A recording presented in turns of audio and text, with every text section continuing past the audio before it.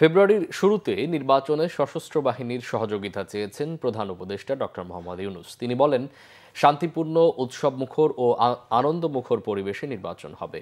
বাংলাদেশ একটি উত্তরণের সময় পার করছে উল্লেখ করে তিনি বলেন, যে কোনো অবস্থায় আইনশৃঙ্খলা পরিস্থিতি ঠিক রাখার সিদ্ধান্ত নিয়েছে অন্তর্বর্তীকালীন সরকার। রিপোর্ট করছেন সিকান্দার রেমান। সামরিক বাহিনীর কমান্ড ও স্টাফ কলেজের গ্রাজুয়েশন সনদ বিতরণ অনুষ্ঠানে যোগ দেন প্রধান উপদেষ্টা ডক্টর মোহাম্মদ ইউনূস।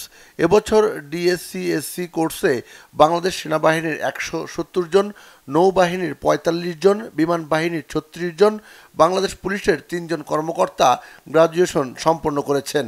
এছাড়াও চীন, Bharat, Indonesia, Iran, Jordan, Kenya, সৌদি আরব, পাকিস্তান সহ ২৪টি দেশ থেকে আগত ৫৮ জন অফিসারও গ্রাজুয়েট ডিগ্রি সম্পন্ন করেছেন। Simple things said, we are not going back to where we are coming from. Then it's useless for all this bloodshed and sacrifices of life and of limbs. Families losing their sons and their daughters, or getting maimed. Unless we build a country of our dream. That was the process of reform. এ সময় বাংলাদেশের পরিস্থিতি ও আগামী সংসদ নির্বাচন নিয়েও কথা বলেন প্রধান উপদেষ্টা। So now the time for election, we are looking forward to it. And we announced the date for February, first half of February. Again, we need the support from our armed forces, from our police and law enforcing agencies, all types.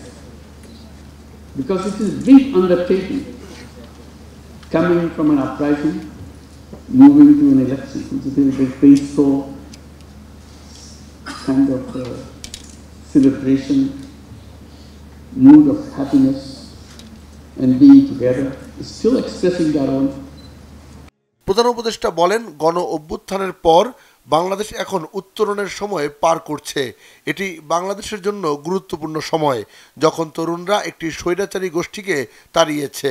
অনুষ্ঠানে ৩ বাহিনীর প্রধান সহ সামরিক ও বেসামরিক ঊর্ধ্বতন কর্মকর্তারা উপস্থিত ছিলেন।